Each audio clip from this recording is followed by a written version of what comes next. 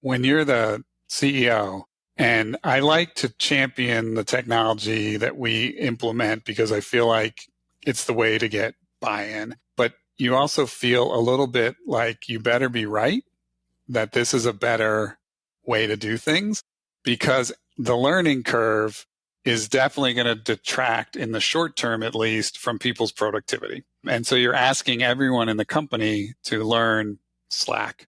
And you're telling them you may no longer send an internal email.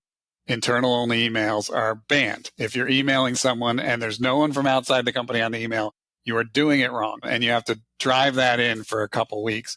Well, you better be right that, in fact, Slack is better than email. I firmly believe it is. But there was a tool I tried to implement for this 8-10 years ago, maybe even a little bit longer than that. And it was not better. And I implemented it and I compelled everyone to use it. And it worked great in the demo, and it was painfully slow in reality. And we had to give up on it, and we had already signed a contract. So there was, you remember those things. And if you don't, your team will remind you of them. And so there's a little bit of risk every time you try to improve your tech stack. You're listening to RevOps Champions, a podcast created for B2B leaders to help you align your people, streamline your processes, trust your data, and leverage technology in order to grow your business. We're your hosts, Brendan Deneville, CEO and co-founder of Dynamico, and Amy Weaver, Dynamico's marketing director.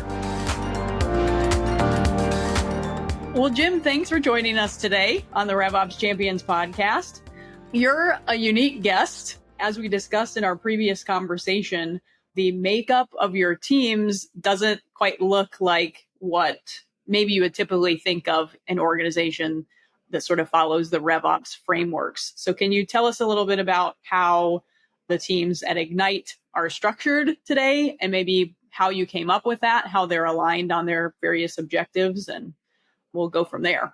Yeah, I guess I'd say that the primary differentiator is we don't have any salespeople. People ask me all the time, who does your sales? And we don't have salespeople in the traditional sense. We do have people who figure out what our proposal is going to be, figure out what our pricing is going to be, but we don't have anyone reaching out proactively to try to drum up business. And that sounds a little crazy, except we've grown 4 out of the last 5 years. We're up significantly this year over last year.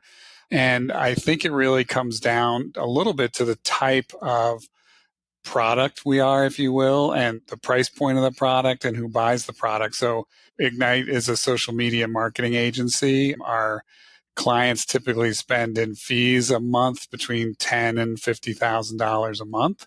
And so it is not something, in my experience, that you can sort of cold call your way into.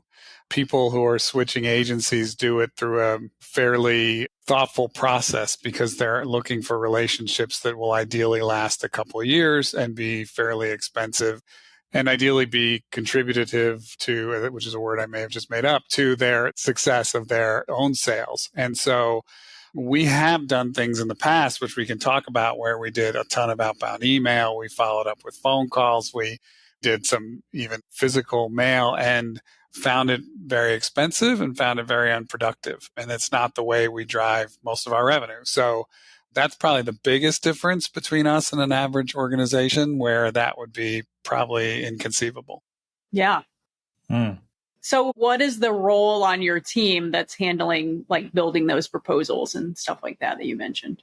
So we call it a business development team, and that team is basically proposal creation. And all of our proposals are customized. So we also do influencer marketing. Influencer marketing is a bit more templated because it's kind of one thing. Mm-hmm. So those tactics tend to repeat. But the rest of it, whether we're doing content creation or community management or paid advertising or strategy, they're all sort of built to maximize each client's budget and each client's results. And so, they're custom designed, in which we pull in relevant experience and custom pricing packages and things like that. So that's what we do to respond to opportunities.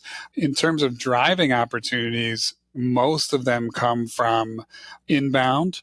So we do spend an awful lot of time on blog writing, sometimes webinars. We do some video creation that we turn into blog posts and post on YouTube. So not really a true podcast format, but trying to rank on not only for our own blog, but for those YouTube videos on very specific topics that might be of interest. And that is a significant source. In fact, organic inbound traffic, organic search traffic is our number one source of lead generation. And then referrals is the number two source. And so those referrals may come from past clients who have gone on to other places, or current clients referring a colleague at a different organization, or they may come from lists of social media agencies. And we do spend a fair amount of marketing time trying to get on those lists. Okay. So we're not just sitting here waiting patiently for the proverbial doorbell to ring, but we're also not knocking on doors in a traditional way.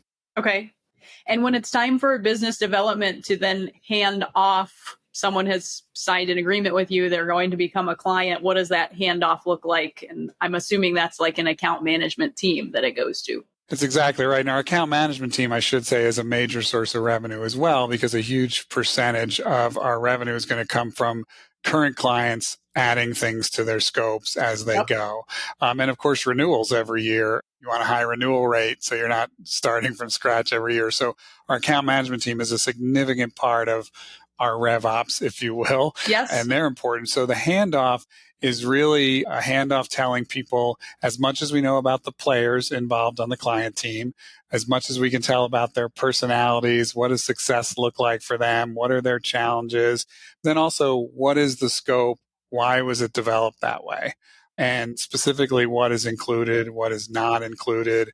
We try to be really clear with the client on that, but then we have to be really clear in the handoff to the account management team as to why. And often those scopes are iterations of the first discussion where, we might say, well, to do everything you said you wanted to do is going to cost X. And the client says, well, I only have 75% of X. And so we say, all right, given that, here's where we would cut to maximize your efficiency. So handing off those conversations and then ensuring that the team that does the business development is in on the first couple of meetings with that. We even have some people who are sort of hybrid business development and account management, so they can see it from both sides.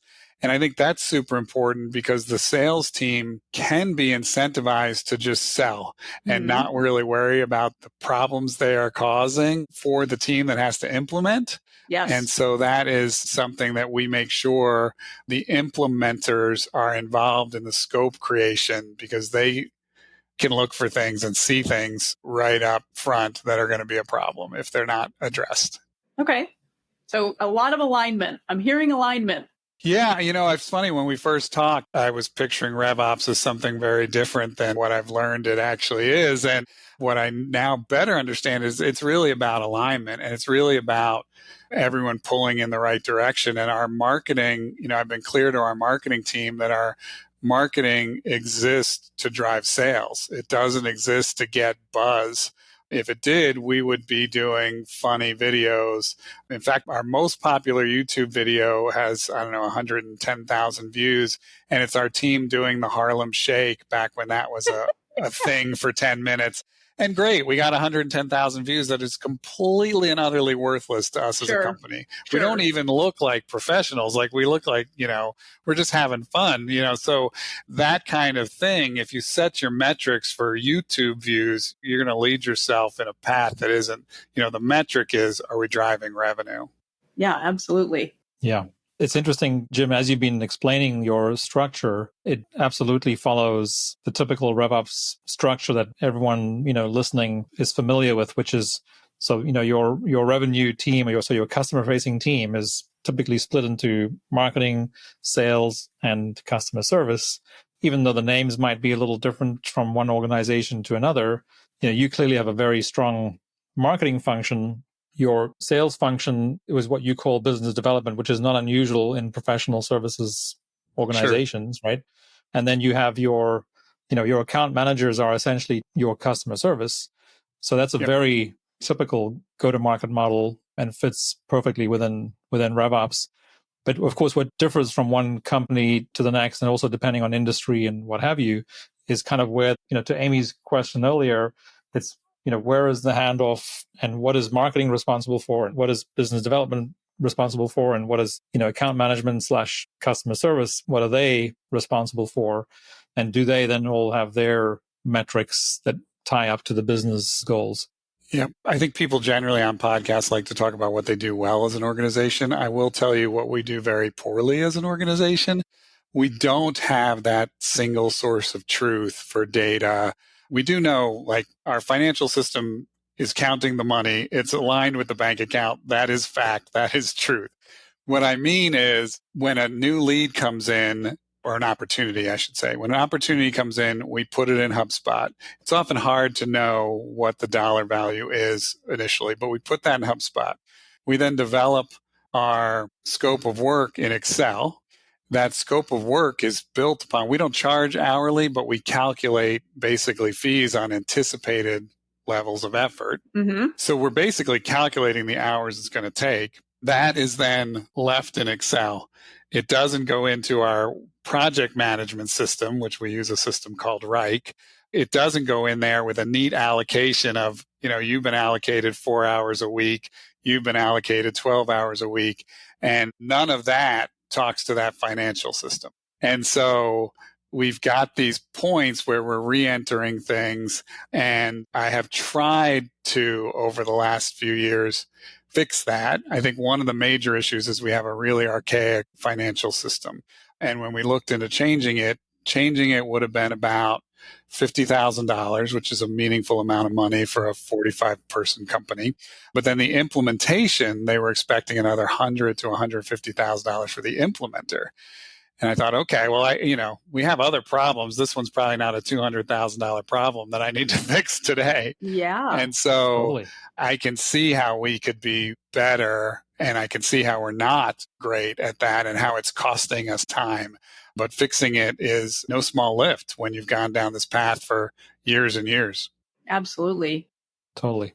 Yeah. I mean, I don't know how long ago it was that you looked into that, Jim, but it would be interesting to know how that would look today with how these platforms have all evolved. And you'd think in many cases, implementing and integrating a system like that was probably a lot less expensive, or should I say a smaller investment today than it was, maybe 2 or 3 years ago. But it was actually 2 or 3 years ago that we looked into it. So maybe it's time to revisit that. Yeah.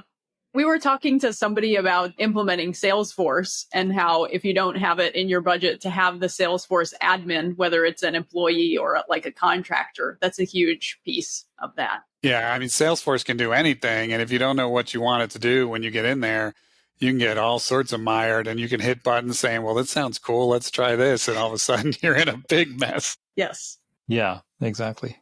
Cool.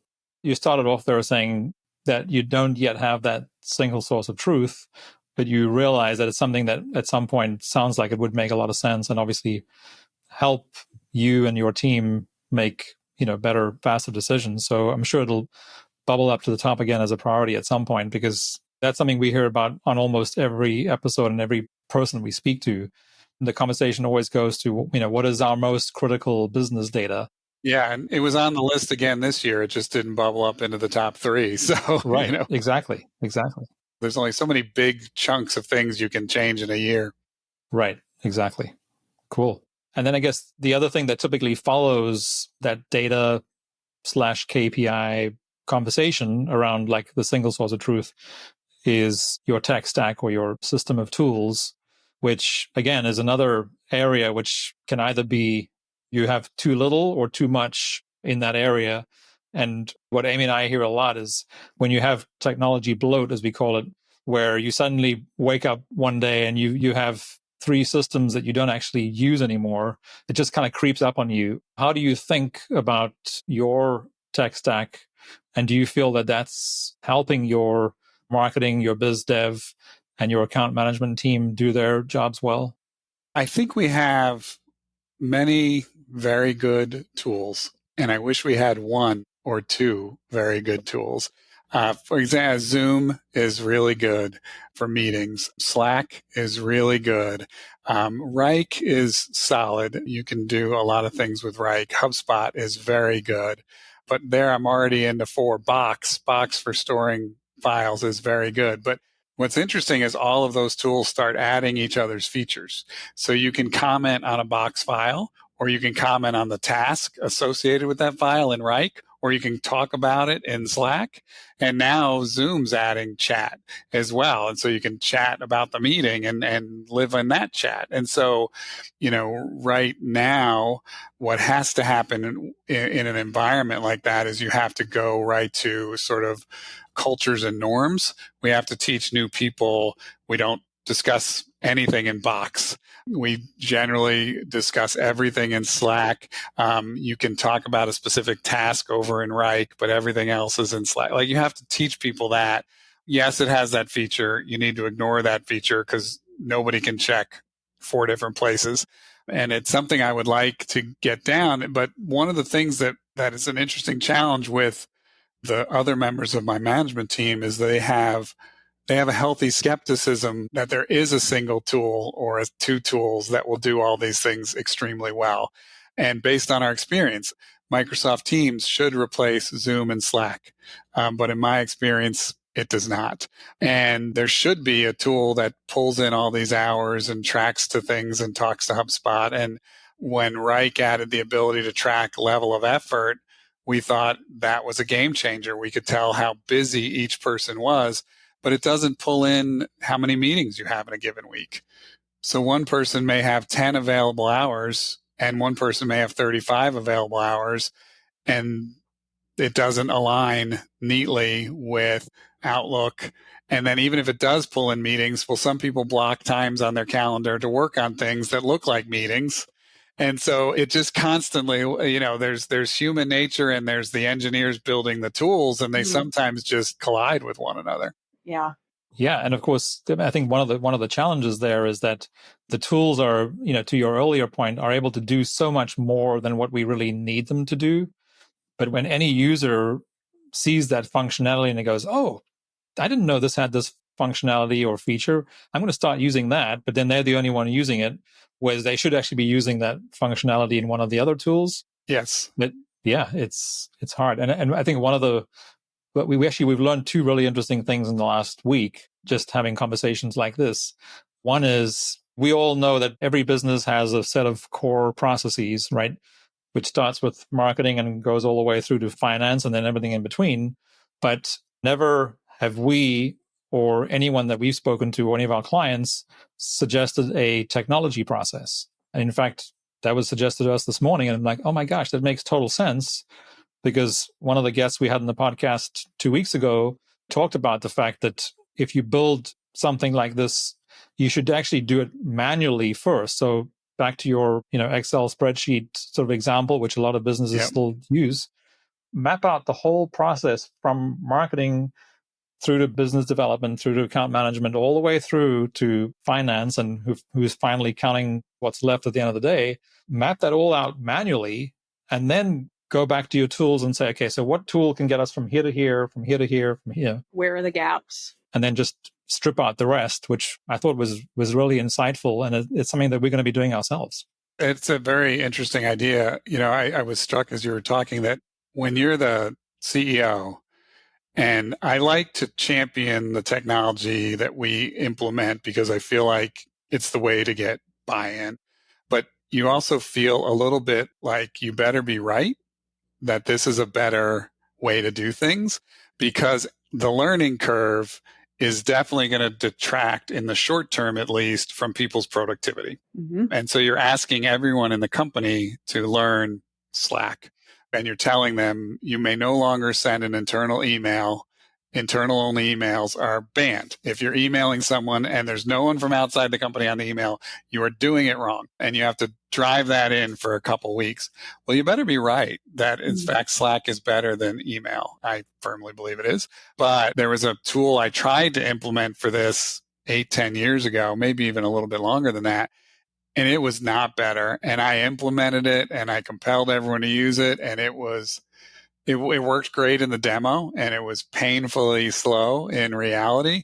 And we had to give up on it, and we had already signed a contract. So there was, you remember those things, and And if you don't, your team will remind you of them. And so there's a little bit of risk every time you try to improve your tech stack. Yeah, actually, I learned a really interesting trick yesterday, which might be valuable to you based on what you just said. And that was, so a lot of us struggle because of the first 18 years of our lives being so impactful on all of us in one way or another. We learn certain things that maybe don't help us as adults. And one of those things is saying no. And the trick is when instead of saying no to something, because 90% of the time, the reason you're saying no is because the timing is just not right, right? So instead of saying no, you say not right now. And I was just thinking as you were talking, so the way to flip that around to the positive is when folks are asking you, is this the best tool for us to be using? You say, yes, right now it is. But you're not sort of committing yourself to that this is going to be because it's out of your control, right? You have no idea what the engineers are going to be doing with this tool. And those engineers are not living in a vacuum because there are other tools that are trying to be better than that tool. So it's like, yes, for right now, this is the best tool, but we might have to change it in a year from now, so, which of course is a hard message to deliver, but it's a little more, I guess, maybe easier to swallow and easier to deliver. Yeah, and if you work in social media marketing and you're uncomfortable with change, you should probably leave because this industry's changed a lot in the 17 years we've been doing it, and it continues to change. We might lose TikTok in a couple months. We'll see. Oh my gosh, yeah. Right, exactly. Yeah, I mean, we feel the same way in technology, and which is why we have, one of our core values is lead the change, because that's literally what, our clients are leaning on us for is, change is happening whether we like it or not, and somebody has to lead that. So being comfortable with change is an important part of what we do too. Absolutely. So maybe that's a good segue for us to talk about when you formed Carousel and sort of what brought that about and the things that you learned along the way. Yeah. So Ignite is a traditional agency model just focused on social media instead of PR or advertising. With Carousel, so that we launched Ignite in 2007. We launched Carousel in 2015. And what we were trying to solve a couple problems by creating Carousel. One was social media is inherently unpredictable. And so clients would like to ask, if I invest this, what will I get? And it's very difficult to give them an answer other than we will provide these services. And one of the things we found we were able to do with influencers is be predictive in terms of how many influencers creating how much content and how many people are going to see it or how many people are going to click on it. We had enough data to put that out in advance and to package it up where it was not selling time, which is essentially what Ignite is, but selling a package almost like a media buy where for $50,000 we'll have 5 influencers creating 25 pieces of content. It'll be seen by 6 million people, something like that. Mm-hmm. So it was sold in a different way. And you might choose to do it for a product launch like you would do a media buy instead of an ongoing agency relationship. And so because of that, we set things up differently. And that is when we launched the big outbound sales program with emails and a little bit of printed mail and traveling to conferences and speaking at shows and taking big groups out to dinner. And we spent literally a couple $1 million on all that with staff and everything else. And it did okay, but most of the revenue wasn't being driven by the marketing. Most of the revenue was driven outside of that.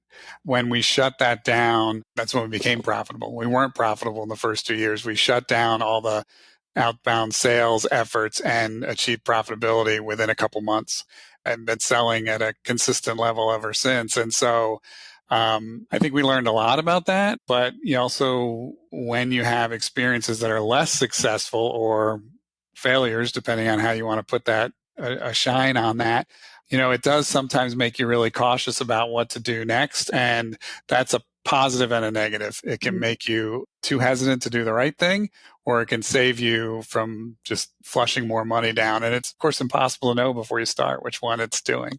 Yeah.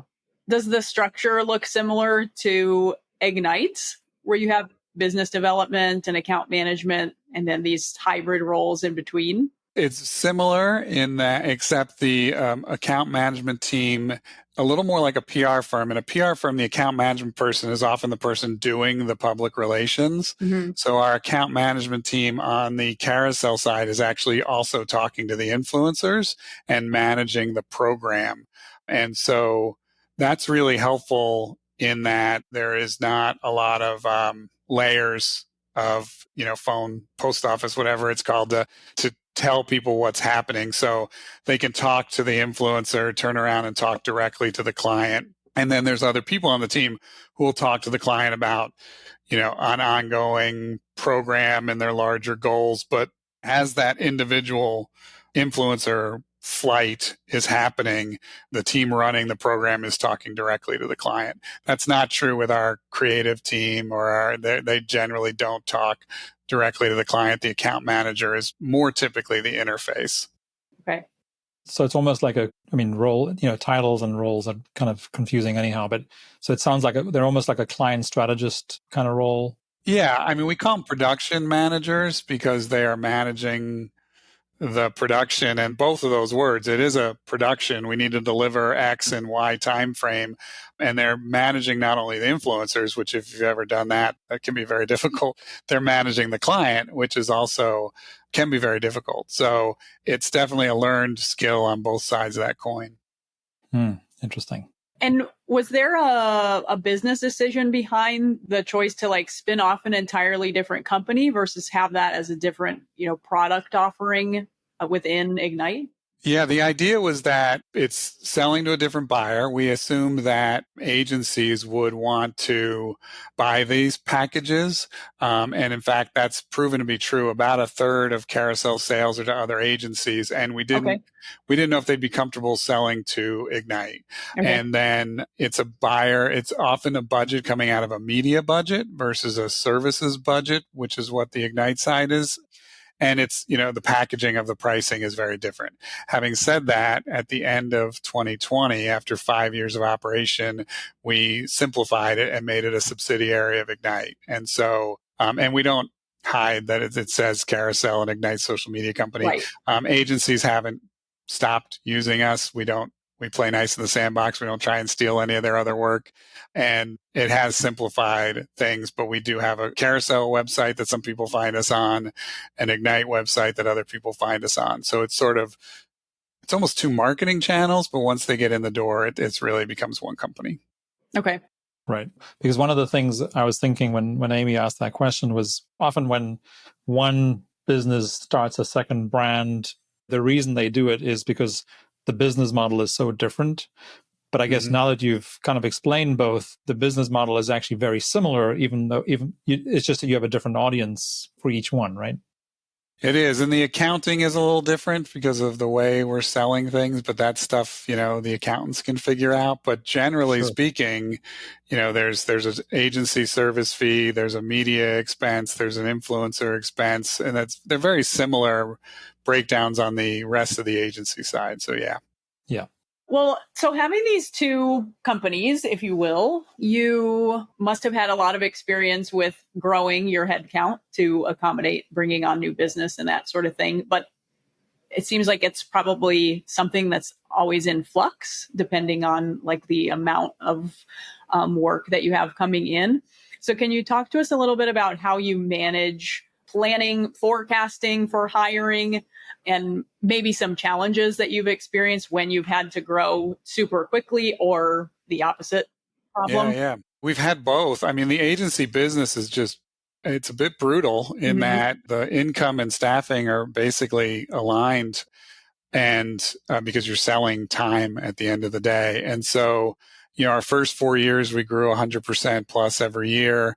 We won the Chrysler Group social media marketing right toward the fourth year or so.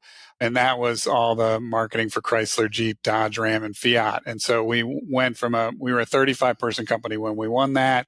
We added 50 employees for that. And we did that in 8 weeks.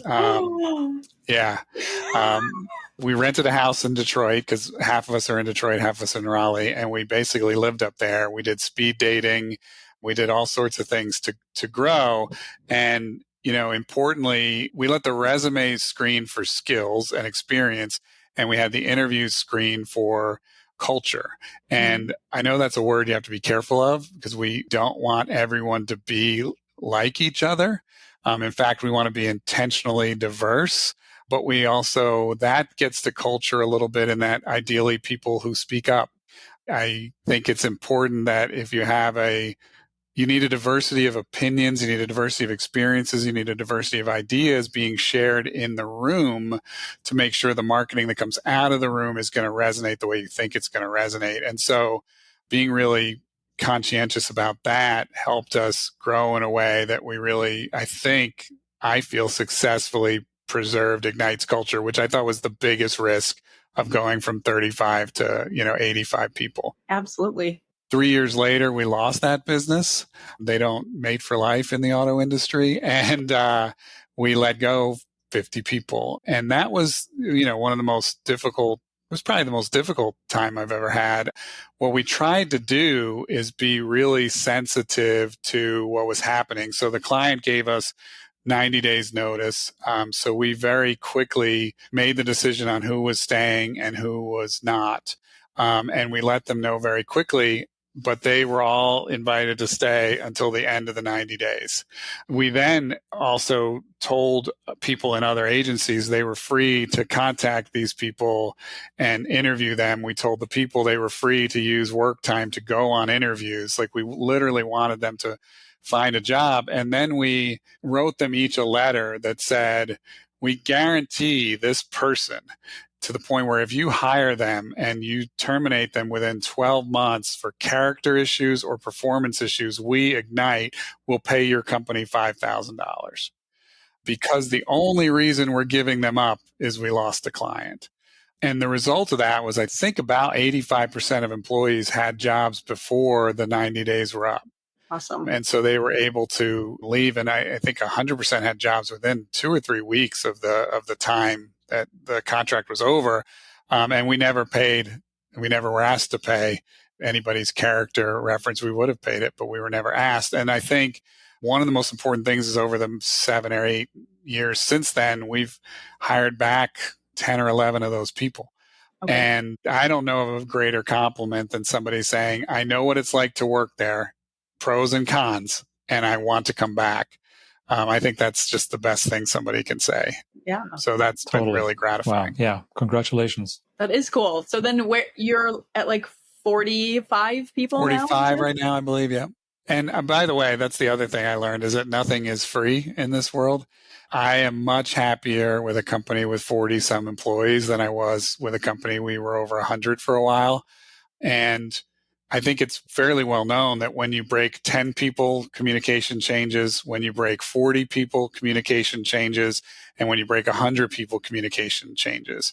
If you're not very intentional about building communication structures that align with those sizes of teams, you're in for a world of hurt. And as much as I do feel we preserve the culture, there are growing pains when you go above 100 employees. And I didn't particularly enjoy it.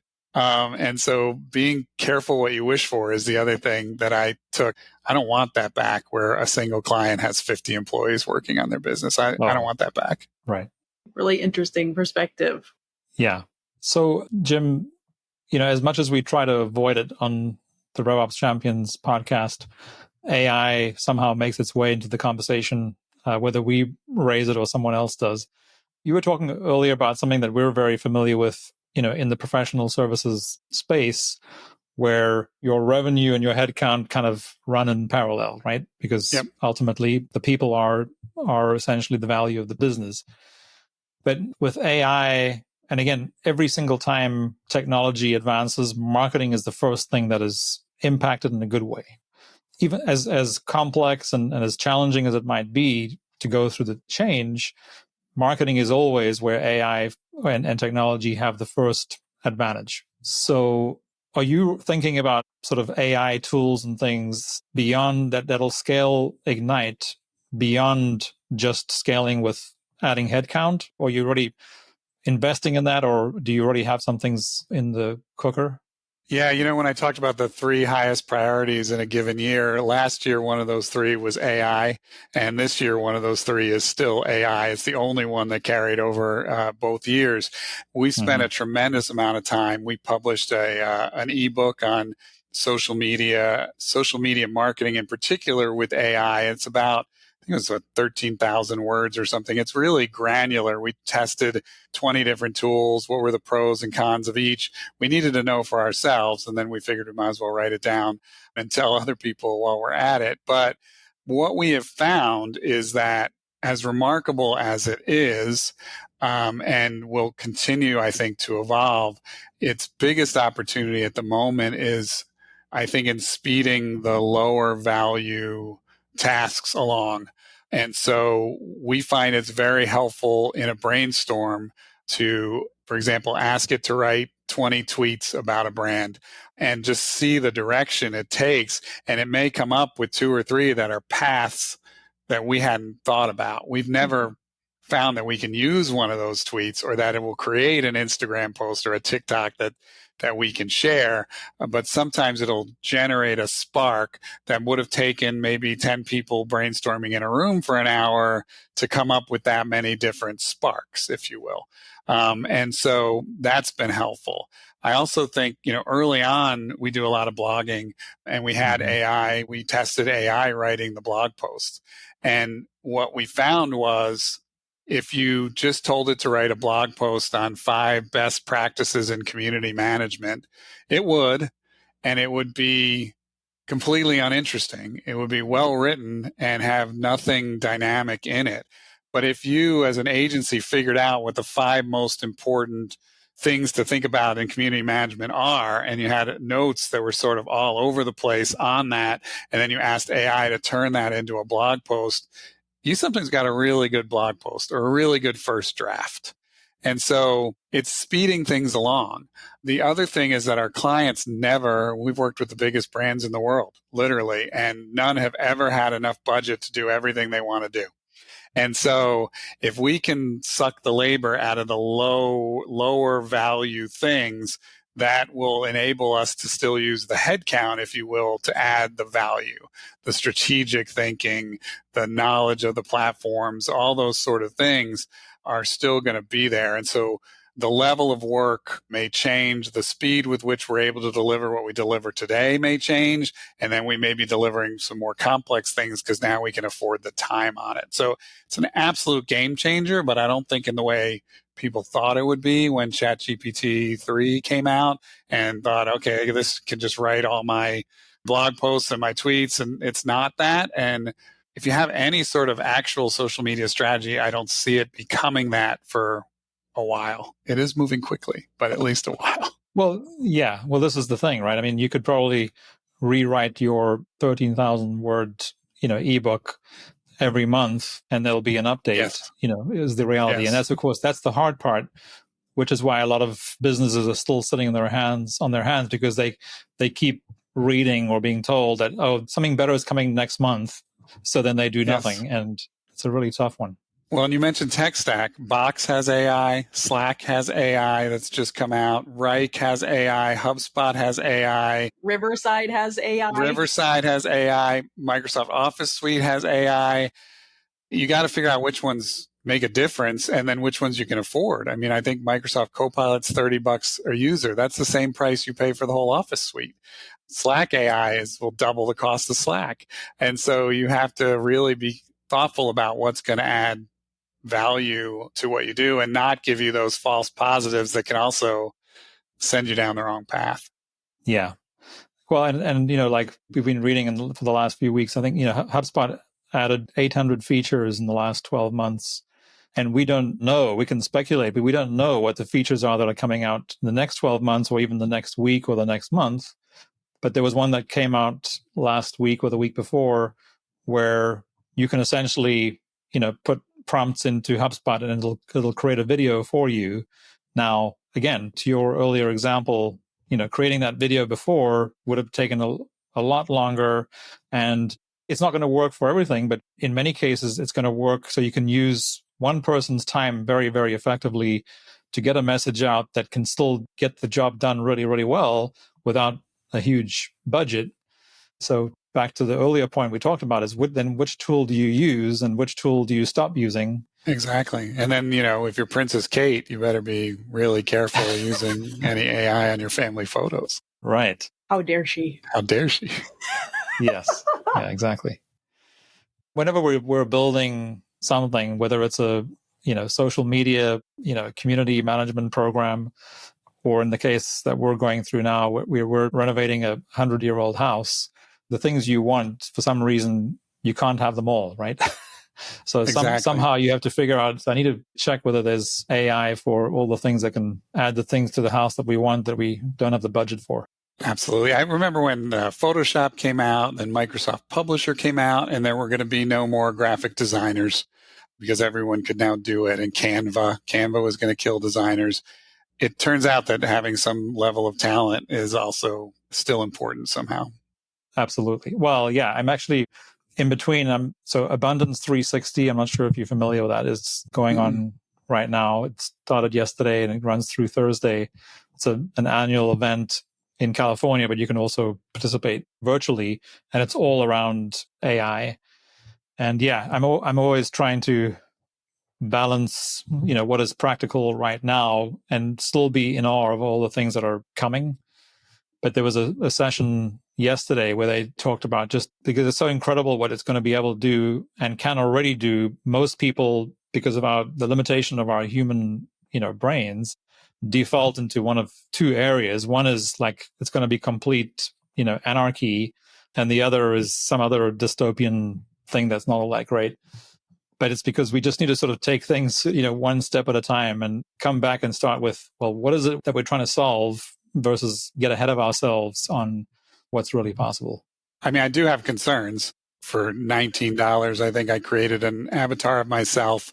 I can type in any words and have what honestly looks like me say it.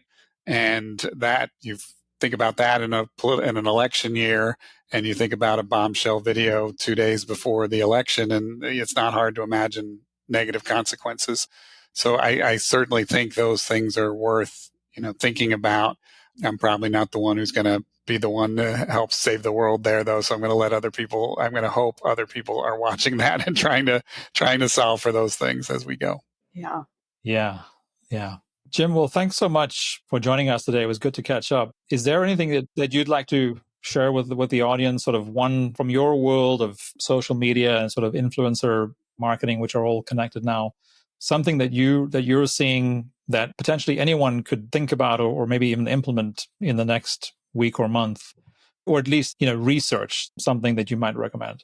I was thinking about this the other day with a client and then with a blog post that we're working on coming up. And that is the importance of being interesting. Social media is migrating very quickly away from personal updates and into entertainment. And brands that are not entertaining are easy to ignore. I heard somebody say that advertising is the tax you pay for being boring. And if you look at brands that use humor effectively or surprise effectively, they can often get millions of dollars of exposure without a paid budget. And so I think as you look at your own social media, at your own marketing, how can you be interesting? How can you be unignorable? How can you be something that is going to gain attention in a way that is brand positive? And I think people skew toward brand safety so much that they're boring, but you don't want to go the other way and just be funny for the sake of funny and not make any revenue off it. So that's where I think the art is these days, is figuring out how you can be interesting in a way that accrues value to your brand. That's the challenge these days. Great takeaway. I love that. And I guess maybe if I could ask you one question related to that, and that is, so our audience is about 80% B2B and 20% B2C typically. What would you say B2B businesses can do? Because I think they're a little more limited from that perspective of making things interesting. Do you have any ideas for the B2B folks out there?